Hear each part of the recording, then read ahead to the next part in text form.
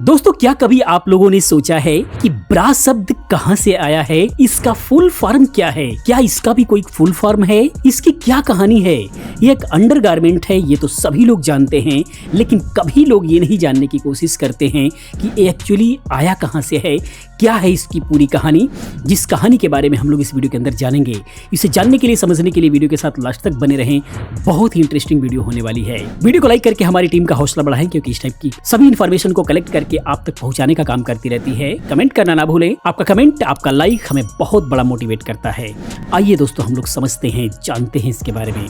अक्सर routine life में हम कई ऐसे शब्दों का इस्तेमाल करते हैं जिनके नाम के पीछे एक कहानी छिपी होती है। कई शब्द ऐसे होते हैं जिनकी कोई ना कोई फुल फॉर्म होती है, जैसे ओके। बहुत कम लोग ओके की फुल फॉर्म जानते होंगे। ऐसे ही एक शब्द है ब्रा। शब्द का इस्तेमाल भले ही लोग काफी ज्यादा करते हैं, लेकिन क्या आप जानते हैं इसकी भी एक फुल फॉर्म होती है? आइए जानते हैं ब्रा की फुल फॉर्म और उसके नाम की कहानी। एक्चुअली बताया जाता है कि ब्रा का इतिहास लगभग 500 साल पुराना है। हालांकि इतने लंबे सफर में ब्रा ने अपने कई रूप और नाम बदले हैं। आज महिलाएं इसके सबसे मॉडर्न रूप का इस्तेमाल करती हैं। बताया जाता है कि मिस्र की महिलाएं सदियों से ब्रा का इस्तेमाल करती आ रही हैं। प्राचीन काल में मिस्र की स्त्रियां चमड़े की ब्रा पहनती थीं। हालांकि इसे पहनना बहुत ही मुश्किल होता था, लेकिन स्तन ढकने के लिए महिलाओं को इसे पहनना पड़ता था। ग्रीक और यूनानी सभ्यता में साधारण ब्रेस्ट बैंड पहने जाने का जिक्र मिलता है। बात अगर भारत में ब्रा की चलन की करें तो भारत में इसका इतिहास खासा पुराना नहीं है। यहाँ महिलाएं बहुत पहले से ही साड़ी पहनती रही हैं, इसीलिए पहले महिलाएं अपने स्तनों को ढकने के लिए साड़ी का ही इस्तेमाल किया करती थी। इसके बाद 6ठी शताब्दी के दौरान हर्षवर्धन काल में चोली का इस्तेमाल शुरू हुआ। बताया जाता है कि 12वीं शताब्दी में यूरोप में ब्रा के तौर पर धातु के बने कॉर्सेट का इस्तेमाल होने लगा था और यह 19वीं शताब्दी तक जारी रहा। इस कॉर्सेट में कई बदलाव हुए। इसके बाद 1890 के आसपास कई देशों की महिलाओं ने कपड़े से बने कॉर्सेट इस्तेमाल करने शुरू कर दिए थे। ये कॉर्सेट दिखने में जैकेट की तरह हुआ करते थे। इस अंडरगारमेंट को अच्छे से कसने के लिए इनमें पीछे डोरियां दी जाती थी। हालांकि यह कॉर्सेट कामयाब नहीं हो पाया, क्योंकि यह इतना टाइट होता था कि डॉक्टरों ने इसे लेकर चेतावनी दी थी कि इसके कसे होने के कारण जी घबराना, सांस फूलने और पेट में गड़बड़ी जैसी समस्याएं उत्पन्न होती रही हैं।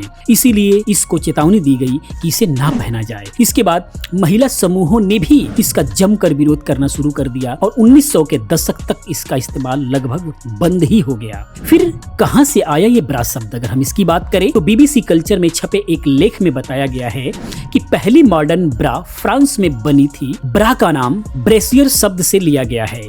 यह एक फ्रेंच शब्द है जिसका अर्थ होता है शरीर का ऊपरी हिस्सा। लाइफ पत्रिका के अनुसार 30 मई 1869 को फ्रांस की हरमिनी कैडोल ने एक कॉर्सेट को 2 टुकड़ों में काटकर अंडरगारमेंट्स बनाए थे। इस अंडरगारमेंट को कार्सेलेट जॉर्ज नाम दिया गया, जिसका ऊपरी हिस्सा बाद में ब्रा की तरह पहना और बेचा जाने लगा। 1915 से 20 के बीच में बाजार में सेमी कप ब्रा का आगमन हुआ। ये ब्रा न केवल स्तनों को सपोर्ट करती थी, बल्कि देखने में भी उन्हें सुडौल बनाती थी।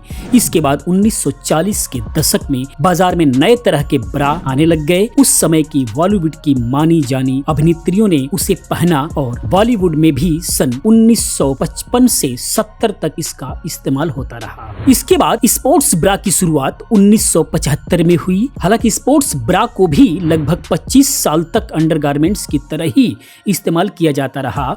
10 जुलाई 1999 को एक अप्रत्याशित घटना हुई, जिसके बाद ये स्पोर्ट्स ब्रा अंडरगारमेंट्स की श्रेणी से बाहर निकलकर साधारण वस्त्र की श्रेणी में आ गई। फीफा महिला विश्व कप में अमेरिका और चाइना के बीच एक मैच टाई होकर पेनल्टी शूटआउट में पहुंचा।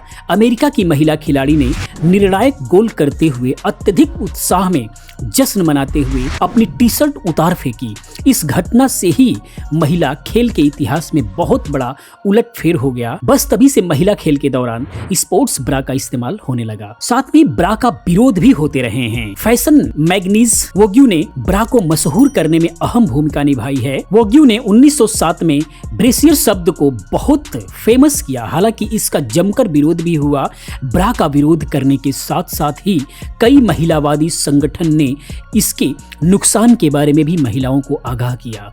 साल 1960 के आसपास भी महिलावादी संगठनों ने ब्रा के खिलाफ आंदोलन शुरू किया। उनका दावा था कि ब्रा बालों को घुंघराले करने वाले कर्लर, कृत्रिम पलकें पुरुषवादी समाज की प्रभुता और स्त्री के दमन का प्रतीक है। उनका कहना था कि इसे पहनने से महिलाएं सिर्फ एक सेक्स ऑब्जेक्ट बनकर रह जाती हैं। इसके साथ ही उन्होंने यह भी कहा कि इसे पहनने से ब्रेस्ट कैंसर होने की संभावना अधिक है।